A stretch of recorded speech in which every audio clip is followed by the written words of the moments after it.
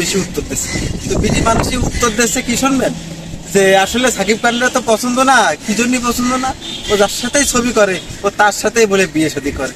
তা আসলে এইসব মন্তব্য নিয়ে করে যে ও দেখতে মন চায় না, অথচ ওই বিটি বলে হলের তাই ছবি দেখে বেরোলি, তাহলে তুই যখন ছবি বেরো দেখলি তাহলে তোর নামে ওর নামে কেন বাজে মন্তব্য করা দরকার তোর?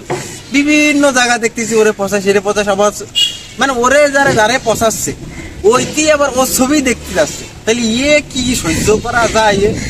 এই যে তোরা এই কাজগুলো কেন করিস? খামোকায় এই যে ট্রলের শিকার হচ্ছে, এইসব করে কি লাভ আছে? সে তো আমাদের বাংলাদেশেরই নায়ক, সে নায়ক, সে আমাদের বাংলাদেশের সুপারস্টার, সে বিভিন্ন জায়গায় ছবি টবি করতেছে, করতে দে, ওর মতো থাকুক। তো যদি ভালো লাগে তুই দেখ, না আনলেই দেখার দরকার নেই। সহজ হিসেবে যারা যেটা করতে দেখুক, এ করতেছে করুক, যে যা করুক তাহলে একটু উৎসাহ দিবি কিংবা ভাববা দিবি, যদি লাভানো দরকার একবার লাভাই দিবি, সহজ হিসেবে। তা না তোরা তা না করে ইয়ে করিস সে করিস, এসব বাদ দে।